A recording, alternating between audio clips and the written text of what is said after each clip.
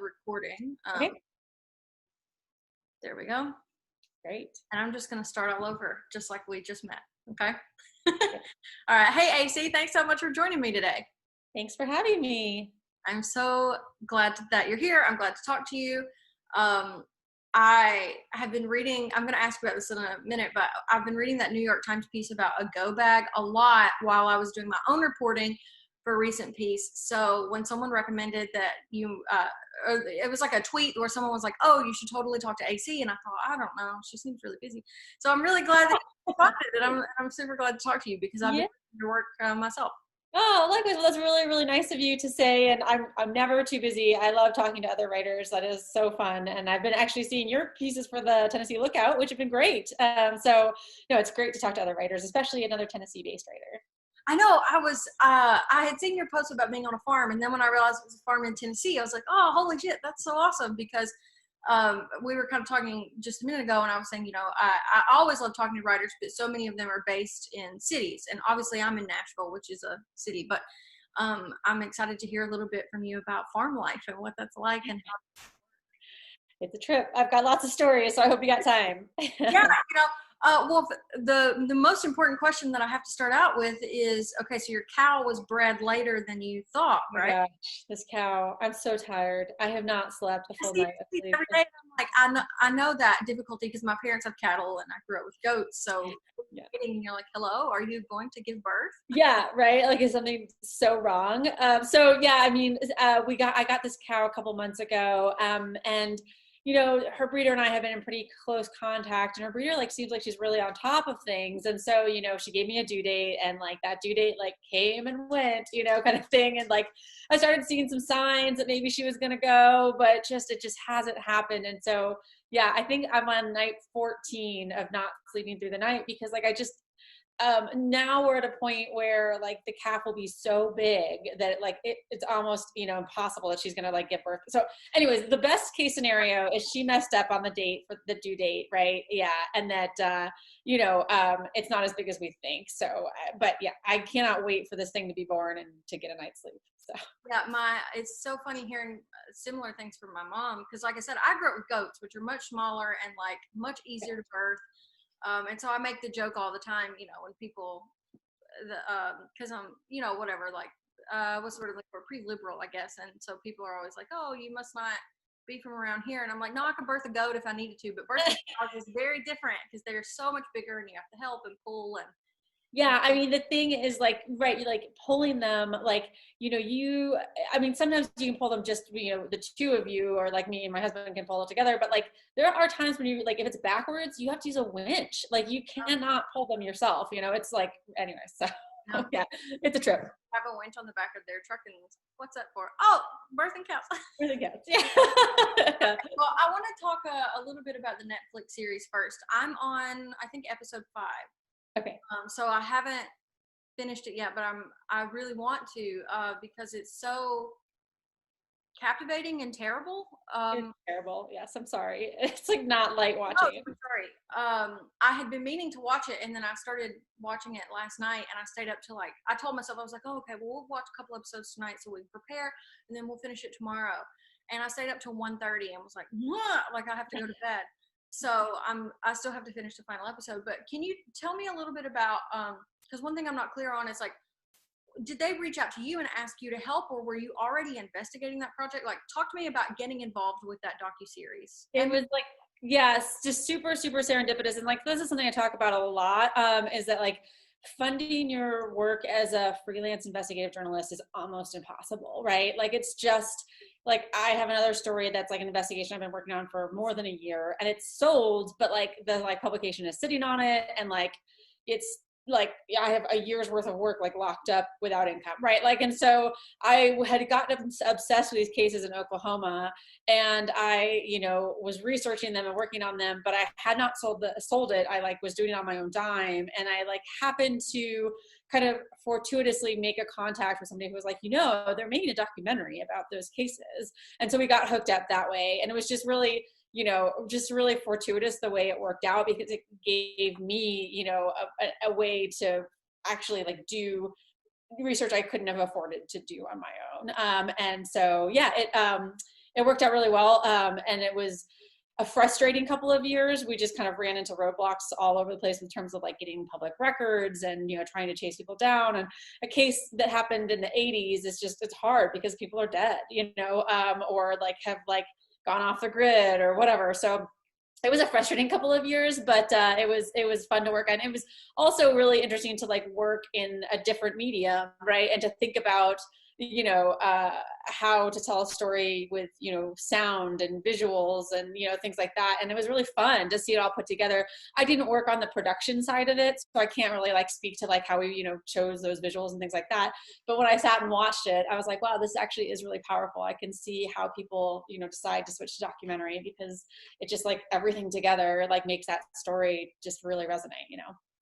I guess just to backtrack for a second, if people haven't seen this series, we're talking about The Innocent Man, which is a 6-part docuseries based on John Grisham's book, but it's sort of surrounding these 2 cases, which were horrific rapes and murders of 2 women in and around Ada, Oklahoma.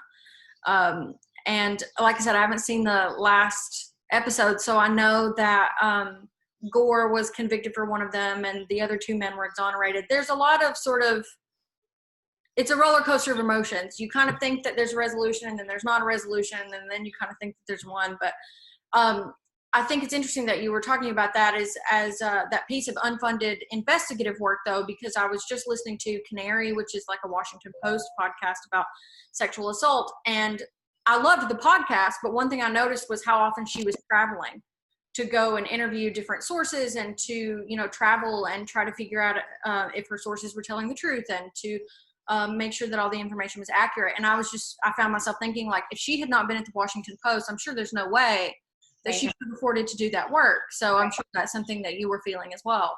Absolutely. I mean, you know, and this is the great shame, because, you know, it's not like investigative stories are only happening in DC and New York and LA. You know, they're happening in every single pocket of this country, but in so many places there are no local reporters, or, you know, the local outlets are so cash strapped that they can't do this kind of work. And it's hard to get national outlets to A, care about a local story, and B, trust the local reporter there to do that story, you know. And so it's definitely like there's so much that's not getting covered right now, because investigative work is extremely expensive to do, and to do correctly. And so, you know, that's not really how I make my living, right? Like, I'm very open about that. Like, I would love to be a full-time investigative reporter. I cannot afford to do it as a freelancer. And so much of my work is like that go bag piece, right? Which is, you know, I like doing that work for sure, but it is not what fuels me, where I like, you know, just love getting deep into the weeds with, you know, policy, or, you know, FOIAs or whatever. So yeah, and, you know, I think it's a shame. I would like to see some sort of model come up where, you know, we can somehow fund independent investigative journalists, you know, in some sort of way, so more people can do this work. Yeah, I think my favorite example of that, and shout out to my friend Matt for putting me on Bellingcat. I love Bellingcat, and that's been the best example of independently organized and funded journalism that I've ever seen. I mean, they're investigating Russian, I don't want to, MH16, I think is the right, there's the 2 most recent famous flights, and they investigated the one that they shot down in Russia. So I don't want to misspeak too much about it, but they definitely do great investigation, and it's international work. Like, they're flying to Europe to meet these undercover targets and all that. And I'm like, how are you guys paying for this? So it's so fascinating to see. Maybe they're not the perfect model, but certainly there are at least a couple of groups that are trying to do it, and with success. So I wanted to ask you though about that Netflix series, because when I was watching it, you know, it reminded me of previous encounters that I've had. Like, I'm an assault survivor, because most AFAB people are, or at least many of us have been sexually harassed. And I couldn't help but wonder, for the people who were working on that project, like you, did you find that there were mental health effects that take a toll on you? And how did you handle that? Because again, if you haven't seen it, the descriptions of the rape and the murders are horrific. And so watching it affected me, and I can't imagine what it must have been like to be immersed in that day after day. Yeah, it was it was really hard for our entire team, and it's hard on so many different levels. So like, you know, I think all of the women on our team had, you know, so interesting. We were doing an interview towards the very end of the show. They were doing an interview with me. I was sitting in a hotel room. They were filming it. And it just kind of came up where our director asked, like, you know, do you have your own story of sexual assault? And every single woman that was in that room had either had something, you know, that was almost sexual assault, you know, or had been sexually assaulted. Like, we all had stories, you know. And so, yeah, I mean, it touched, I think, you know, the first time you sit down with those crime scene photos, which are just horrific, you know, and I will never forget looking through the crime scene photos, you know, they're just so bad. Or listening to, you know, the tapes of, you know, testimony of, you know, what they did to them. I mean, even these confessions from these guys, they're really hard to listen to. I know they're fake, you know, I know that they're fake because I know a lot about forced confessions, but it's still really hard to listen to them. So yeah, that was really hard. I mean, but there were other parts of this that were really hard as well. Like, you know, there were lots of, there were just so many conversations around power, around, you know, police forcing people to do things, police, you know, taking advantage of people. I think those would really help heavily on all of us. I think how we portrayed people, you know, who have had drug addiction or are, you know, very impoverished. Like, I think that really weighed heavily on me. Like, there's this character, Billy Charlie. He's clearly not a perfect character, but I don't think it's okay to pin a murder on him, even if the, like, defense lawyers think, or the, you know, the lawyers think that maybe he did it. You know, that's not okay, you know, just because he is an easy target. I think that was a really complicated discussion and weighed on all of us as well. And then there's just a whole other piece, which is like, it came out, and I think all of us thought, like, look at all the stuff we put together. We've worked so hard on this. We feel like for sure something's going to happen for these two guys who are stuck in jail. And nothing happened, you know, like, and it just felt like, oh, well, like, why did I spend 2 years of my life working on this thing? Like, nothing matters. The system is so broken. And so, you know, I don't know. I think that really weighed heavily on us as well. And yeah, it was a hard couple of years, but I still feel like it was important work, and it's work that I'm proud of. I just, yeah, I mean, I really commend people and who do that kind of work, because I don't think a lot of people realize how much sort of secondhand trauma journalists take on when we're covering these sorts of really heavy topics. And the reason I asked about that is just because I kind of wanted to point that out for writers who are listening, that, hey, you have to take care of your mental health, and you also, before taking on a project, need to kind of understand probably the effects that it may have on you. Because I certainly have been getting into deeper work as I've been able to in the last few months, and didn't really expect that it would affect me as much as it has. Yeah, it definitely does. All of us reported like having crazy dreams the entire time we were there, which is interesting because it's like, you know, all about dreams. So like all of us reported having crazy dreams. I like, you know, there were moments where I was scared to be alone in Ada, you know, because people knew what I was doing, and, you know, it's not a particularly friendly place to digging into police corruption. So yeah, it definitely does take a toll on you, but it's important and part of the job for me. And, you know, yeah, sorry, that wasn't a really great answer, but that's talking about this makes me think of Purvis Payne, who obviously is, I believe he just got cleared for DNA testing, but it just feels so similar. You've got, well, there's also the added element of systemic racism involved, but you have Purvis Payne, who's sitting in jail, who has had DNA evidence, quote unquote, on file for years, and they just have not tested it. So I really hope that, you know, that DNA test. Another thing that happened that's been very hard for me after the show is that I got hundreds and hundreds of emails from people saying, help me, please help me. Like, I'm stuck in jail, you know, and, you know, I just like physically like cannot tell all of their stories. And I just don't have the manpower to even, you know, investigate all of their stories. And that weighs very heavily on me. And the other part of it is like, it's not that I don't care. It's just like, I have to get a publisher to care, because I, you know, like I have to sell the story as an independent reporter. And so that's been really hard. And I have a lot of guilt around like all these other people that I haven't been able to help because I can't get a publisher to care about their story. And like, I should be doing a better job, you know, but I can't, you know, or I haven't been able to do that. So that's something I feel a lot of guilt around.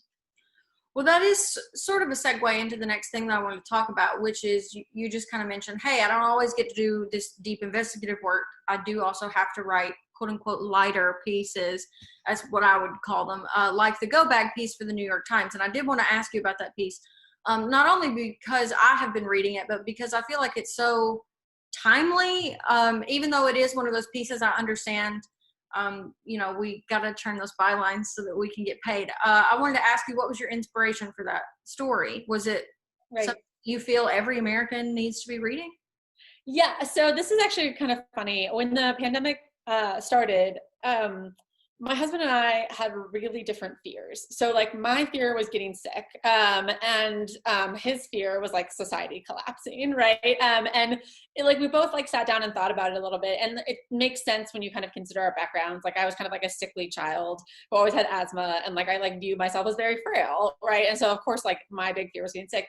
He like kind of grew up in a chaotic household and like has had to fend for himself, and so like his like he turned to like ultimate prepper tendencies. And so at any rate, like part of that was packing a go bag. And for a while, I kind of thought he was crazy, like to be honest, or not crazy, but like I kind of thought he was like over the top. And it was useful, like both having our independent anxieties, because we were able to kind of pull the other person back a little bit, like, so I'd be like freaking out and washing my hands a million times, and he'd be like, it's fine, it's gonna be fine. Or like he would like, order like giant package of MRE foods or whatever. And I'd be like, okay, honey, let's pull you back to reality. Like it's gonna be all right.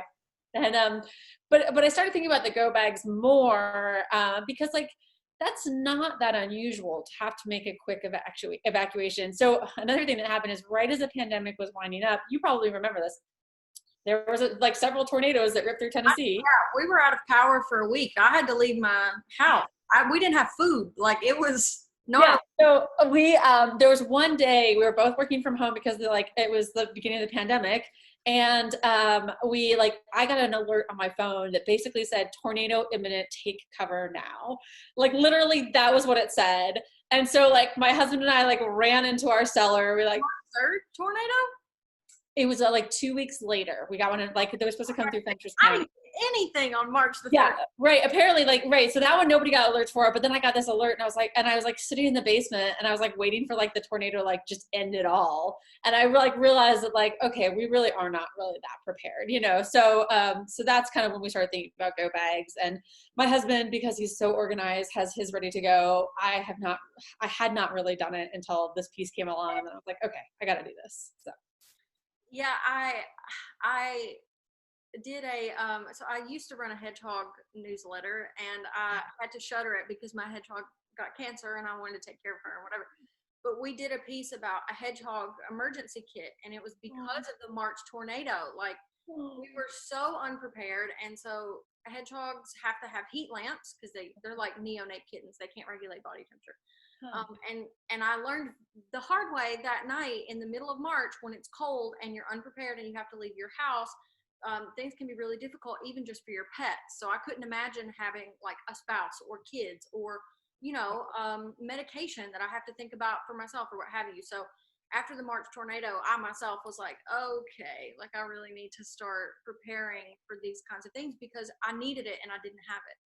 Yes. Right, exactly. I have it. Now you have it. Good. Yeah, and I mean the thing is that like, you don't have to be in Tornado Alley or in California with wildfires because like there could be, a chemical plant that explodes downwind of you or upwind of you, excuse me. Yeah, like the man-made disasters happen as well. And so, I think everybody should at the very least have a few things packed. I think one thing that was tricky about that piece and that didn't make it into the piece is that like this is a financial luxury, right? To have doubles of everything. And that's one regret is I didn't push harder to get that inserted into the piece. If you cannot afford to have a new thing of everything, have a list of what your bag still needs, and so like maybe you can't afford 2 headlamps, so but remember that you don't have your headlamp in there, you need to grab it on your way out kind of thing. That's a really good point because as a freelancer, things are often extremely tight, and I sort of buy a couple pieces here and there over the last few weeks, just one here, one mostly travel size stuff at Kroger or whatever, and that's kind of how I've built mine. So for the freelancers who are watching, was that a piece that you pitched or was it a piece that was commissioned? So that was commissioned, and I have a pretty good relationship with the editor there at that section. And sometimes I pitch her, sometimes she pitches, sends stuff my way. I just pitched her a piece that's coming out this weekend. So, I try to like contribute some ideas, and not be a total just drain on the system. But yeah, I'm also really thankful whenever she thinks of me for something like that. So in general, can I ask about your pitching schedule? How often do you pitch? How much are you pitching? Or do you rely on those relationships more so now that you're into your career? Yeah, I am actually really bad about pitching. I just am terrible about it. I struggle with like self-confidence, and I think all of my ideas are bad. So Hang on, I don't. a reporter who was featured on a Netflix series. I'm so dumb. Times, I'm not making fun of you. I'm highlighting this because I know there are a lot of writers in my audience have imposter syndrome. Like we all struggle with it. So I'm not trying to pick on you. I'm just pointing out that like if AC Shilton can suffer from this, it's such a battle for me, and I think it's a battle for a lot of people. And honestly, like in some ways, I think it's good to be a little bit, like self-critical, to be like, is this really a good idea? Or like, to be able to look at your work with a critical eye is a useful thing. But I definitely think I and many other writers take it too far, right? Where they find all of their ideas bad, which is me. And so, I don't pitch nearly as much as I should. I have a list of ideas that like, are stories I really want to write, but I'm just too, I don't know. I lack the confidence to like actually send those pitches sometimes. So I mostly rely on editors coming back to me for work. And, for the most part, I've been pretty lucky where I've been able to kind of make that, work. But there are lulls when I have to like get out my pitch list and start, pounding the pavement. So yeah, I would say right now, 70% of my work is commissions and 30% is stuff I pitched. Yeah. That's good to hear though. And I appreciate you being transparent about those feelings because like I said, I just think it's really important to kind of demystify what it feels like to be a journalist. And it doesn't always feel great. So it does not always feel great. And it never, honestly, like it never really goes away, right? Like those like struggles. And like, even right now, like I'm supposed to be revising a piece, but I feel kind of nervous about the piece because it's out of my wheelhouse and it's like complicated. It's about math and it's just like, it's like hard. It's hard for me. And so I'm putting it off because I have terrible imposter syndrome and like feel like I am not good enough to do this. And therefore I'm just not doing it, which is not a great way to deal with this, but it's what we're doing. So, I think, it never really goes away. And like I wrote that piece for the New York Times a few years ago about like how you never like, it was about, it was about a rival fallacy and the idea that like, when you get this thing, you get your first New York Times byline, you get your first book published, whatever, like you're going to feel like you've made it. And unfortunately, like that never really happens. Right. And so, best to deal with your imposter syndrome now, instead of like waiting for yourself to have made it because you'll never really feel like you've made it. I've been thinking about that some because I felt this really dire need to take a few days off and go on vacation. And I found myself kind of wrapping things up as I was, wrapping up the stories that I had to do, my revisions, my copywriting work. And then I went on a vacation and I got a pitch acceptance, which I'm really excited about. I'm getting to write about Blair Mountain finally, which is amazing. Like my socialist heart's desire. That is awesome. So, but when I got home and that pitch was accepted, I was like, and the cycle starts again. And I realized that I just put out what I think is the most important thing I've written so far in my career, which is a great feeling. But 1 or 2 days out from it having been published, it doesn't even register anymore. And I'm already moving on to the next thing. So it really resonates to hear you say that because you do feel like, well, once I get this really important piece, once I get this really important byline, once I get this or that, but it really is just a cycle. And that is kind of the curse and the blessing of journalism. You're always moving on to something new. Right. A lot about that. Well, let me ask you about, I want to go back to living on a farm because I'm fascinated by this. And I'm wondering how it affects your work, right? Because we live in a more like rural southern state. So how do you get story ideas? Or do you find that like not being in a city drastically impacts the amount of work you're able to do? No, not at all.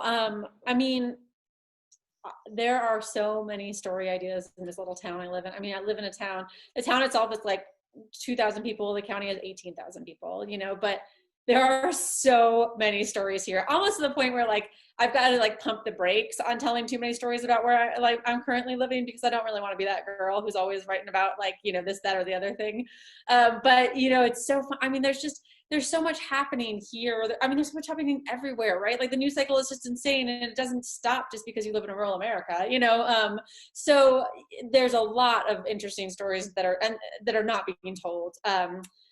So no, I don't ever feel like I'm, you know, at a lack for story ideas. I do feel like there is this complicated balance of living in a tiny town and reporting on the people that you're living with. I don't think, you know, especially because I work for national outlets, it would be, I think, a little bit different if I worked with the local paper, I think, where people expected to see coverage of their town. I don't think, you know, people are particularly excited about seeing, you know, somebody who lives in their town write about it for the Washington Post. You know, it's just a different thing. And even though it's like better that I write about it as somebody living here than somebody flies in from the Washington Post and writes about it, it's still complicated, right? And so, you know, there's recently, our sheriff's department there's a lawsuit against our sheriff's department for ordering people to strip off all their clothes on the side of the road without cause. Yeah, this has happened multiple times, and it's a great story. I mean, it's like really a great story, but at the same time, you know, like, am I ready to tell, you know, all of the misdeeds of my sheriff's department, you know, in a national outlet? Actually, probably, because like that's my job, you know. And so, but you do also realize that like these are the people that you see at Walmart every week, and you understand how hard it is for local outlets to really go at it, you know. And you understand why like a lot of rural papers have just kind of switched to just publishing high school sports and press releases, because it's easy, you know, and nobody's mad at you, and your advertisers continue advertising, but that's not the job. Right. And so I definitely like struggle with that balance of like, how do I continue living here, keeping myself safe, my family safe, not making everybody hate me, but also doing what I ethically think is right, which is reporting on stories like our sheriff's officers making people strip on the side of the highway. So.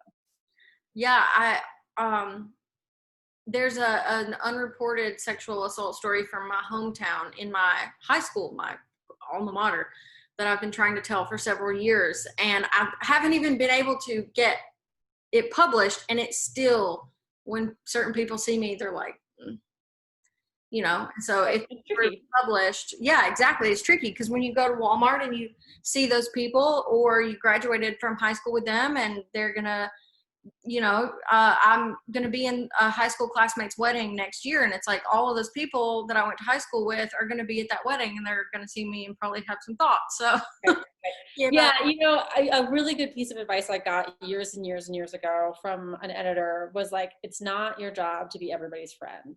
And I try to remind myself of that on a regular basis, that like, you know, you're not going to be everybody's friend. That's just part of the job. But it's hard, especially in a small town where you don't have very many friends. I have so few friends here because I'm not from here. You know, it's been really hard, especially during a pandemic, to make friends. And so, yeah, I mean, you're not going to be everybody's friends, but it's hard to be universally hated. So I get that for sure. Yeah, you know, I think journalists are rarely most people's friends, unfortunately, but that's okay, because our work is important. What advice would you have for some writers who may be living in smaller towns? Like if there's a freelance writer who's maybe in college or out of college, and they're like, oh man, I live in this like podunk town, I don't know how to get started, but I really want to be a writer. Do you have any advice for someone who Yeah, I mean, okay, so my first piece of advice is always like, if you do have a local paper that is doing good work, start there. And I mean, if you have a local paper that's doing bad work, start there and try and make it good, right? But so I started, I don't know, I've had kind of the circuitous route, but I did spend a few years in Florida, mostly freelancing for hyper local papers, like little community, you know, news outlets. And that was really valuable experience, because I learned how to report on the school board, and I learned how to, you know, attend, you know, events with bigwigs, and, you know, do all of these things that, you just are useful skills to have. It's not glamorous. Usually it pays though. Like I used to make $200 a story, which is not a lot, but if you can write 4 or 5 stories a week for like a local newspaper, they're, 2 or 3 sources, not too bad. You can make a living that way. So that's my first piece of advice. And then, from there, just be curious, listen to people. If somebody says something and you're like, sorry, say what now? Like dig in on that a little bit, right? So like, somebody recently mentioned to me, like, like a thing that sounded about our like past mayor that sounded just too weird to be true. It turns out it's true, and it's just like one of those things that like, just being curious and being like, that can't be true. Like, but I'm going to do a little bit of research, and see what's here. Like, just because those stories are there. And it's just about talking to people, listening, and then just kind of continuing to follow up on like even leads that seem too ridiculous to follow up on them because something's there. And it's like you said, even some of those stories will even land in national publications, not necessarily just local ones. Now, people may feel some type of way about it, but you can write for larger publications too. So you can, there's especially like if you can find a way to make that story emblematic of what's happening in the rest of the country in some way. So like I did a story for the Washington Post this year about, going back to school. We had some of the first districts that opened. So I went down and like, reported on what that looked like and how it was going and how the teachers were feeling.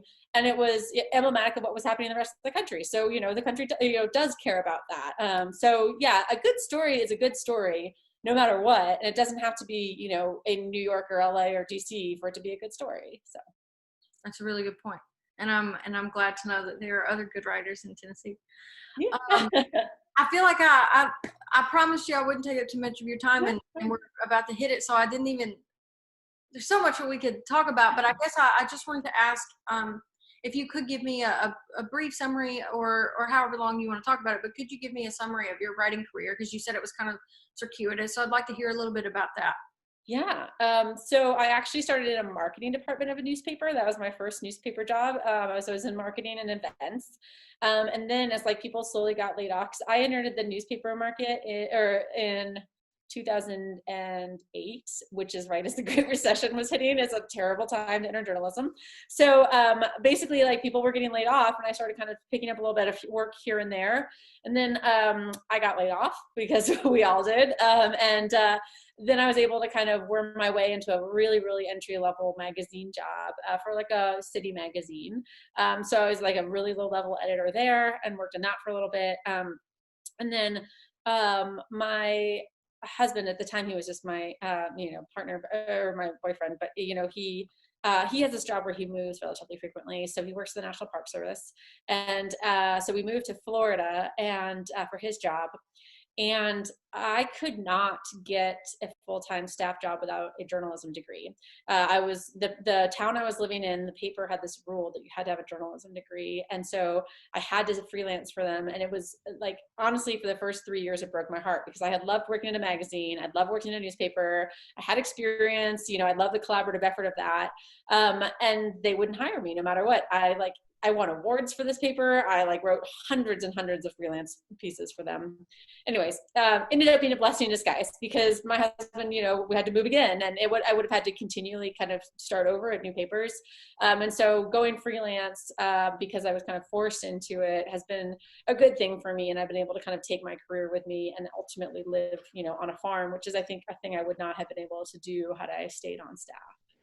That's really awesome. Yeah, I mean, freelance is difficult, but it empowers us in a lot of ways to kind of make some life choices that we really, it allows us to build the life that we enjoy the most, I guess.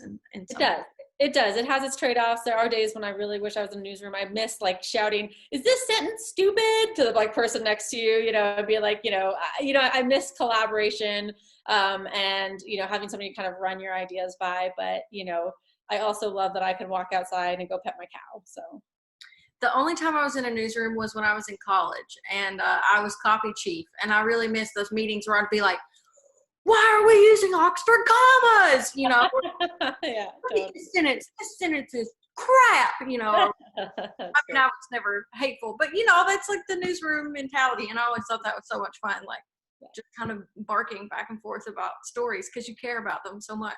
Right. Anyway. Well, before I let you go, I wanted to ask if there was any more advice that you had, not just for freelancers in rural areas, but just freelancing in general. I'm trying to think of maybe some specific questions. Something you seem to really value is building editor relationships. I don't know if you want to talk about that, or just in general, what are some good tips for freelancers at the beginning of their career, especially because things are so hard right now? Yeah, I do think editor relationships are absolutely huge. I sometimes see people, saying, "Oh, I sent 200 pitches this month" or whatever. I absolutely understand the desire to try and pitch as much as you can. I also think there is something to be said for using that time to craft really, really thoughtful pitches uh, and and I think like maybe this is somewhat of a privileged standpoint because I am a white woman, right? So maybe it's easier it's quite possibly it's easier for me to build relationships than other folks. Maybe that's a privileged opinion, but I do think that, building relationships, getting people to come back to you, because the magazine always knows, or the outlet always knows what it needs better than you know what it needs. And I think the fact that I sat at an editor's desk, even at a low level, and got pitched was really helpful for me to understand that it's so often not that your pitch is bad, that it's just that the magazine has these other two stories which have this feel this month, and they need this other story that's going to have kind of that feel, and so I think that really helped me understand that like editors really know what they need. It's not that your pitch is bad, it's just that it's not quite right. And if you can be the kind of writer that the editor knows is going to deliver that thing that they really need, and so they pick up the phone and they call you when they have that hole they need to fill, I just think that's really, really valuable. And that's for me how I've been able to build my career. So that piece of it, but then also like, it is fun to write for the New York Times. And when you do, your like Twitter feed blows up for the day, people are retweeting your stuff. It's like, feels good, right? Like, it's like totally that, look at me loop that just, whatever. And writers are narcissists, and I get that. But that's not really where the money is, if you can look for trade magazines, look for alumni magazines, it's not glamorous work. But that is how a lot of people make really good livings. And I think, I don't know, that would be my advice, as well as kind of get creative with the outlets you're looking to. And especially like, the New York Times pays well, but like there are lots of places that offer exposure, or seem like you're gonna get retweeted a whole bunch. It's gonna build your brand. I can tell you up front that like that doesn't pay your bills at all, and even like just having a big brand, like it doesn't like, I don't know. I have yet to make any money off of my Twitter feed.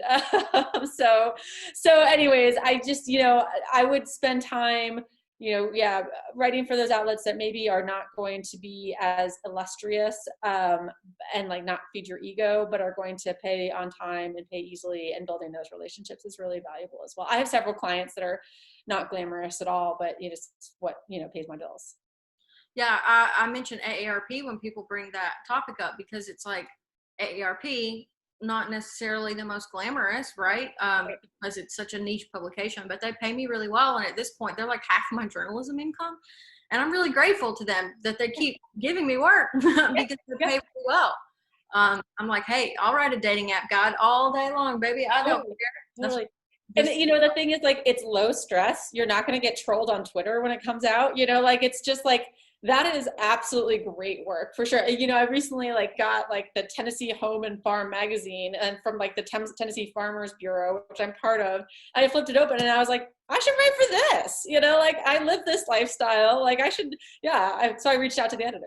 That's sure. I'm not going to sell my next book proposal by being like, look at what I wrote for Tennessee Home and Farm. But if it pays my bills, it pays my bills. Absolutely. And something else you said really quick that brought up some of the, maybe not some of the best advice I've gotten, but something that has really been, it was sticky. It stuck in my brain was, if you thought of a pitch in 15 minutes, so has someone else. So when you were saying, it's not that your pitch is bad, it's that we have these other two pieces with a similar feel. It's like, if you're coming up with a pitch in a few minutes, unless it's really unique, or unless you have really taken the time to sit down and, like you said, craft a well-crafted pitch, it's very likely that someone else is pitching something similar. So it's not that your pitch is bad. It's just that, there's a cultural zeitgeist. So if you're pitching things about COVID-19, so is everybody else. Like, you've got to push it a little bit further and come up with something that's a little more unique or a little bit more compelling.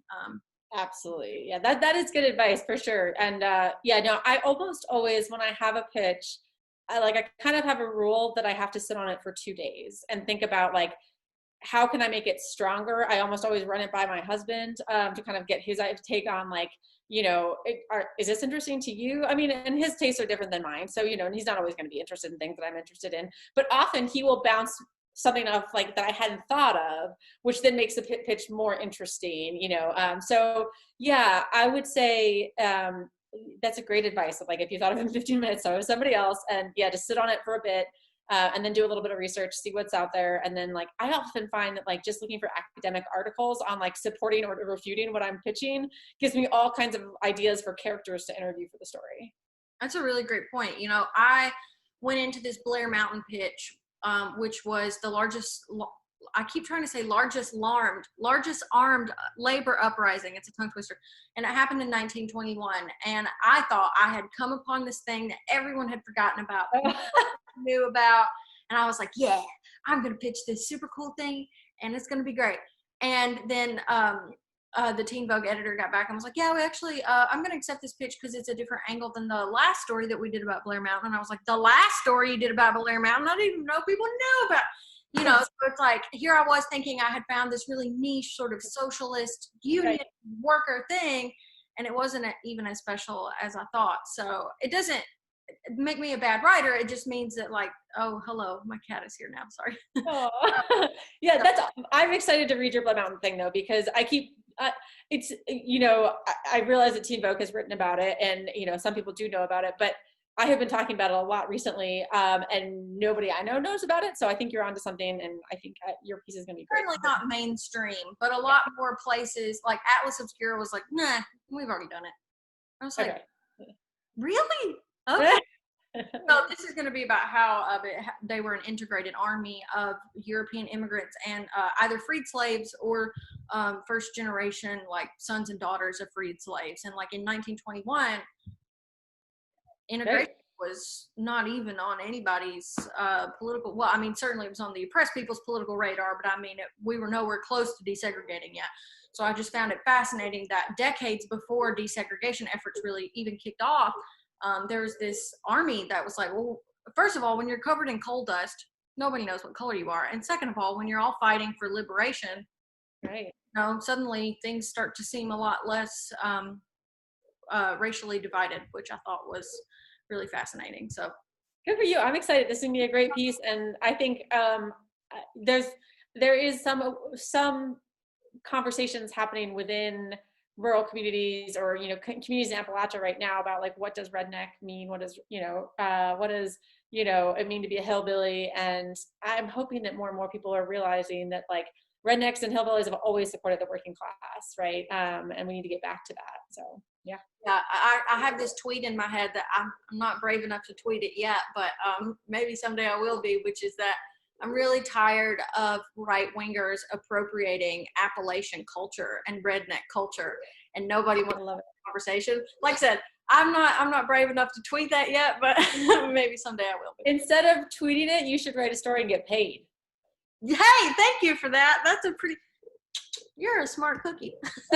I've been doing this a few years. But I've also tweeted many story ideas and been like, shit, I should have pitched that as a story. But yes, that would be a great essay, and you should definitely pitch that and write it.